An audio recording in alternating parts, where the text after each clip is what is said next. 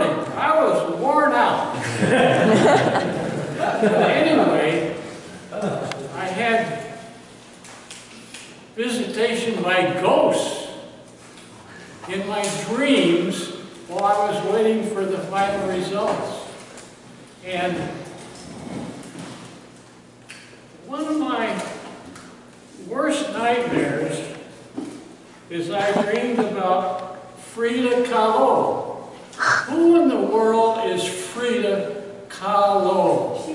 She was married to the famous painter who was a communist in Mexico. She was his wife, so she's the second most powerful communist in the Americas. Frida Kahlo. Look at that and pass that around all the way back there, and it'll end up at my buddy's desk over there. Okay, now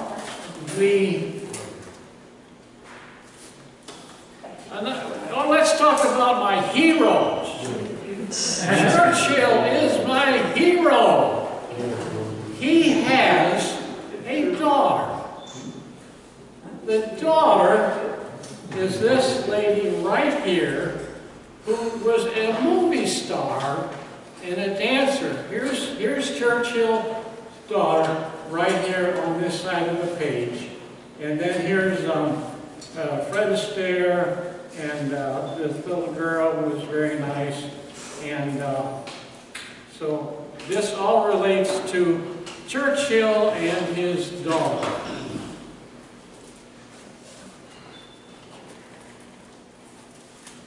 I worked at the Pima County Sheriff's Department until I was 80 years old. Dupnik was sheriff.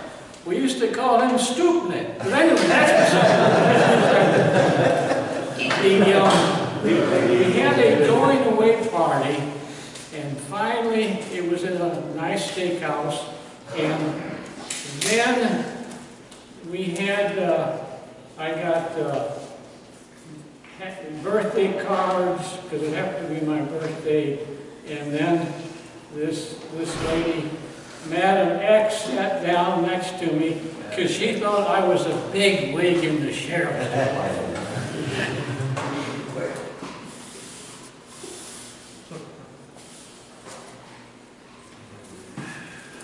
I grew up in Havana, Cuba.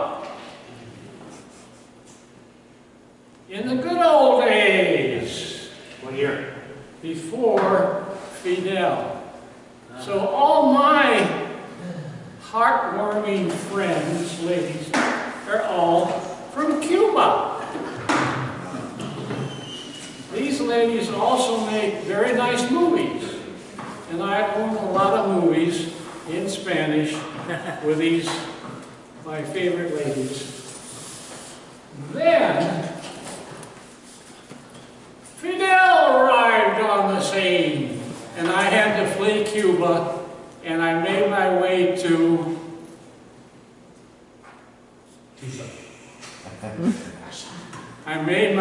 Russia. I became a spy in the Soviet Union.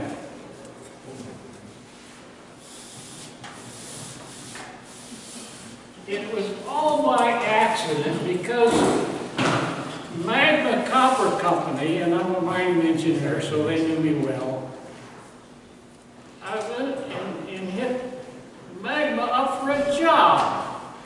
And they said, well, I wanted to work in Peru, knowing lots of Spanish. And the Magma Copper said, no, we're more interested in your knowledge of Russian.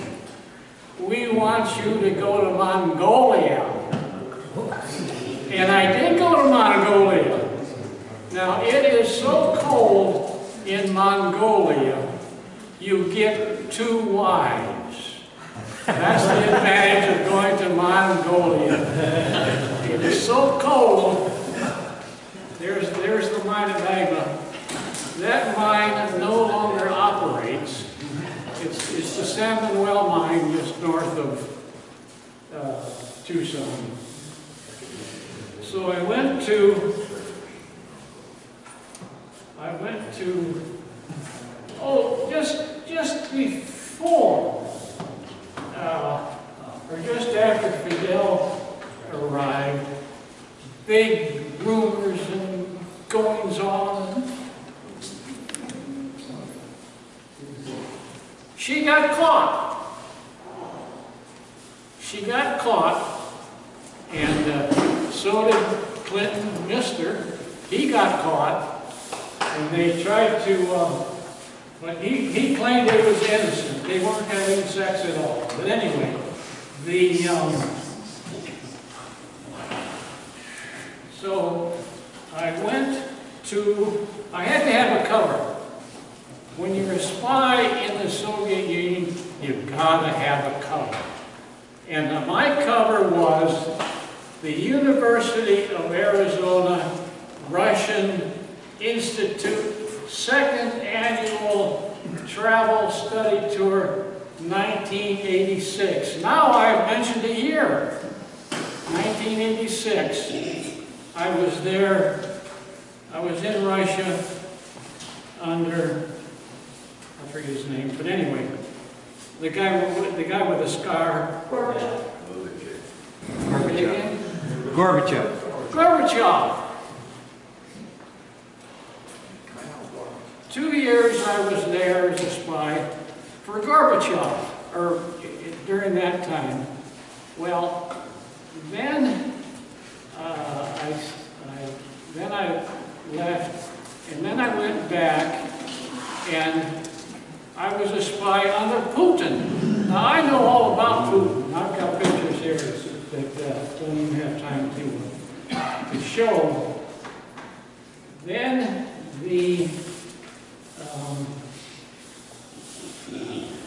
so then I made my way to Mongolia. You cannot go to Mongolia. You must have special permission, a special invite, and you must go from Moscow to Mongolia. You just can't walk across the border between China and Mongolia. And we had a so-called project in Mongolia, sponsored by Magma Copper Company. Magma Copper Company wanted us to find a big copper deposit in Mongolia. Now it has lots of copper. I mean, it was a legitimate endeavor. And we lived in what was called the Russian compound, so that the Russians could all live together and not associate with the Mongolians. Now here is the entrance to our apartment. Now in Mongolia,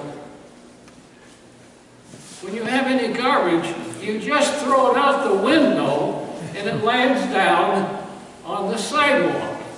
Or it lands on top of the little shelter here over the doorway so that you won't get hit by falling garbage.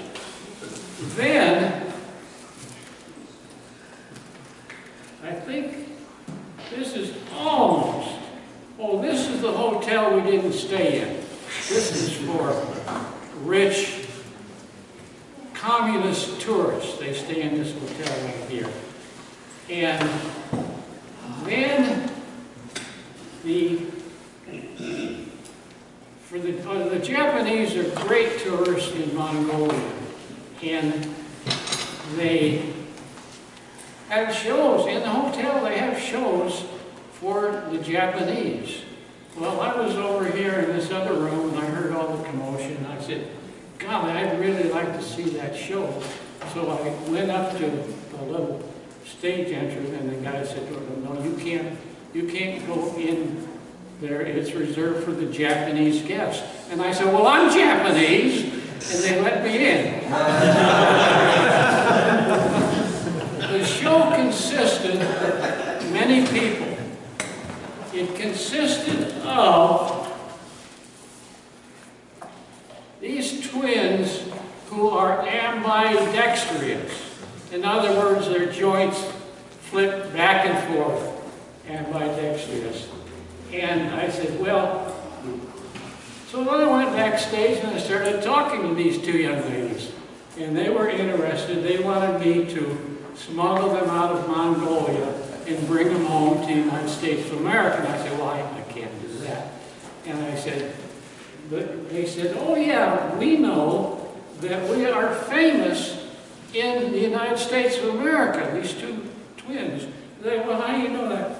They were in a Got Milk advertisement in the United States of America to prove to you it's a small world. And then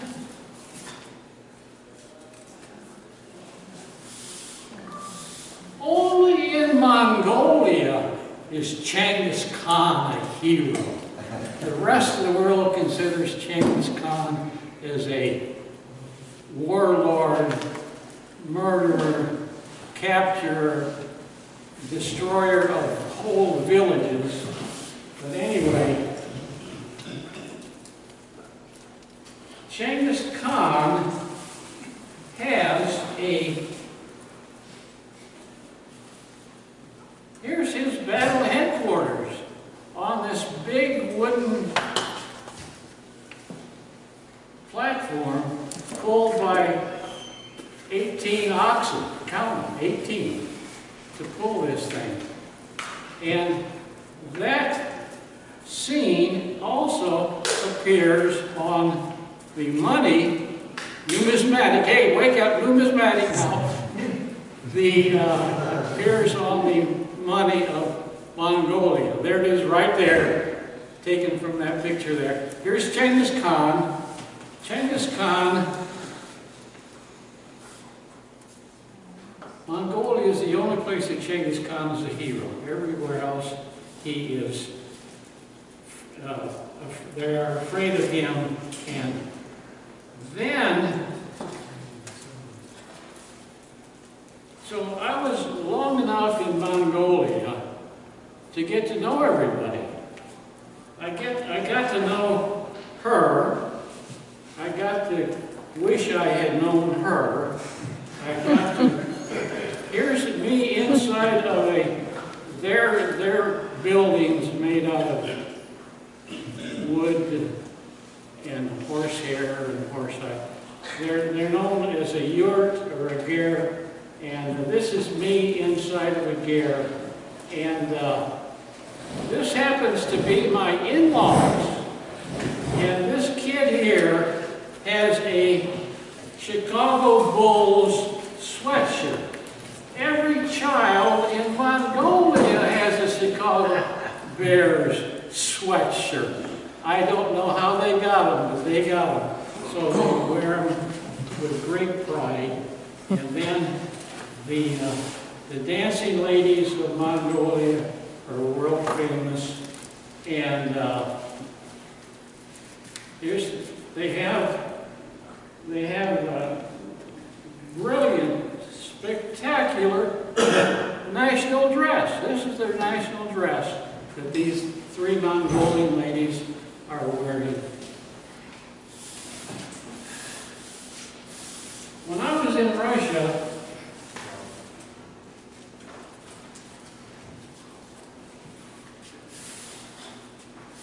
it always rains. It rains in Russia all the time.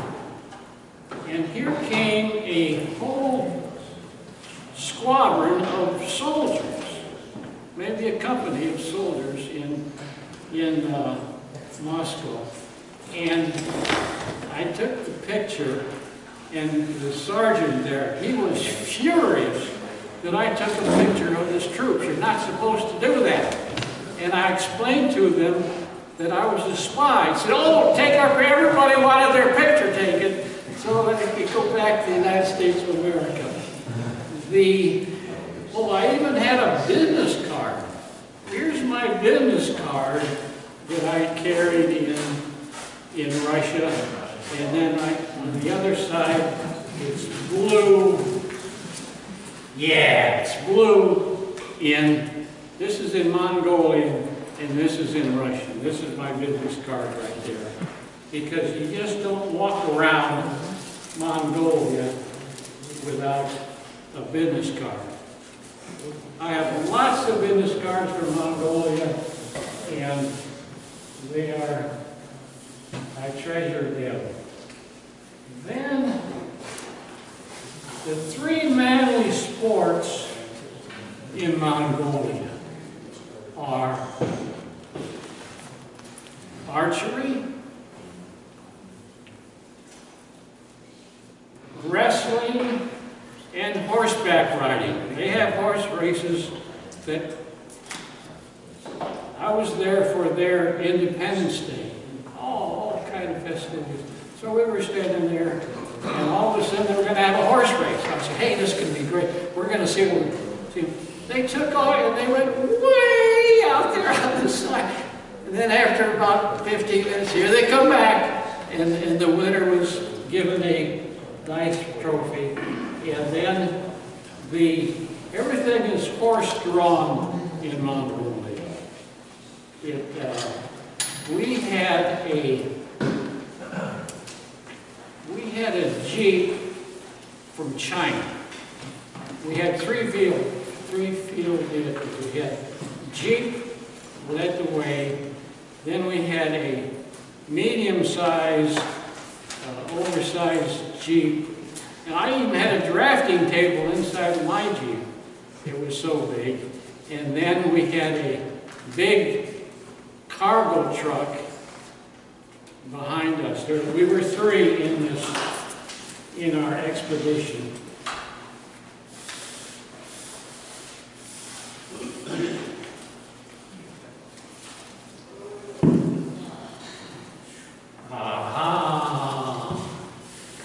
You do not want to violate a law in Mongolia because they don't have jails in Mongolia. They have these wooden boxes, and they put you in a wooden box, and if your family doesn't know you're there, and your family doesn't bring food and water, they die in this wooden box. Out in the middle of, look at that, in the middle of the desert, nobody around. How is the family ever going to know that their loving son has been captured? Well, this is it. There's the box right there. You see he's got room for his head and one arm out of that box. That's all there is. And this is out of a magazine article called Crime and Punishment, and that is a punishment to be in that wooden box.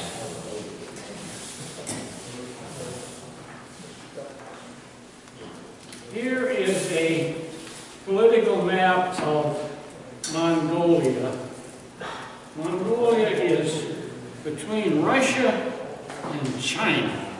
And Russia and China are always fighting over Mongolia. When I was in Mongolia, it was held by the Russians. And that's how I got to get to Mongolia, the fact that I knew a lot of Russian. But anyway, so here's a map in German. Now then, here's Mongolia. But here's a little spot. What is that little pink spot up there? That is Tanatuva.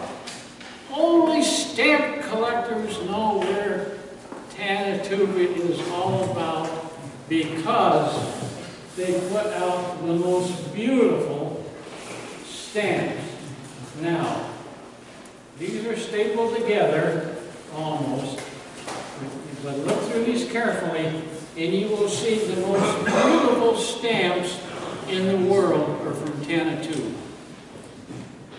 At one time, Jack Armstrong, during World War II, inside of each Wheaties box, you got some stamps from Tanatuva, because they were of course false, but they are spectacular. And this article here shows, and I own all the stamps from Tanatuva. I got them dirt cheap, and you go through these carefully, and you will see the most beautiful stamps in the world from Tanatuba. In fact, this stamp magazine said, "Whatever happened to Tanatuba?" That's a good question. Does it exist today? Richard.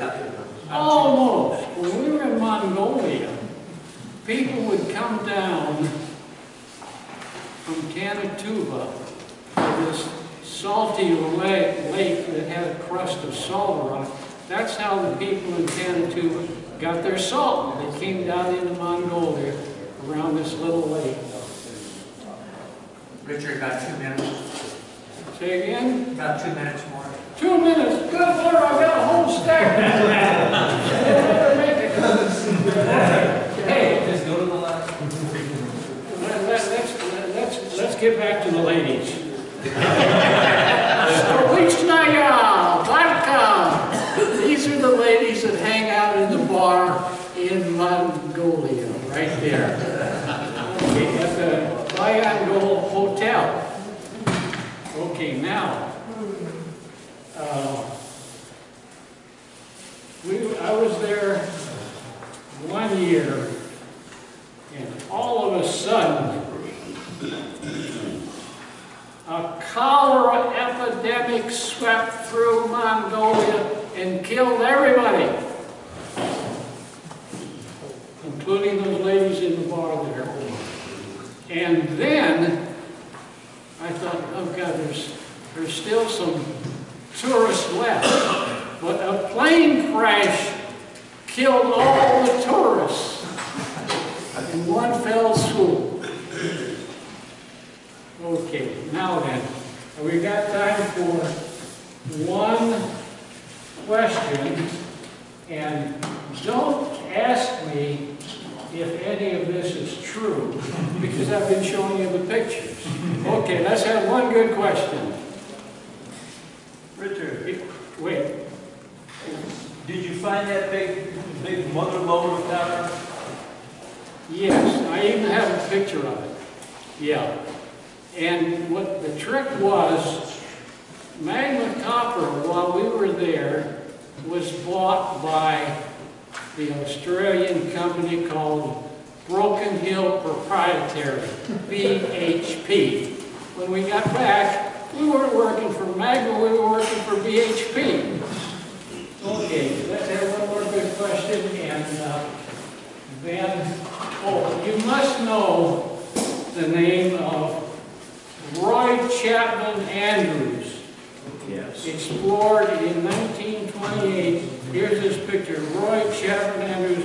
He wrote a book, took many pictures, and that is about the extent of my...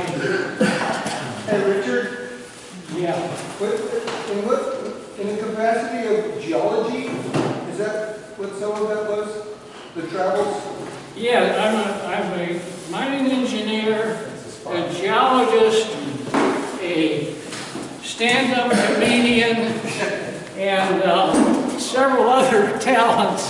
So yeah, it was the fact that I had a degree in mine engineering from Missouri School of Mines that tipped the scale in my going. Now there was a couple of guys on the other, I was lucky, I was on the Mongolian crew. The other crew was a bunch of hot shots from the U of A who didn't know any language other than English. And thank goodness I was not on that crew. I learned a lot of Mongolian. I have Mongolian language tapes to study, dictionaries to study, but I will never get back to Mongolia. That's the sad part of the story. How long were you there? I talk a big story, don't I? I'm not going to tell you how long I was there. Okay, do you want 10 minutes to look at the option?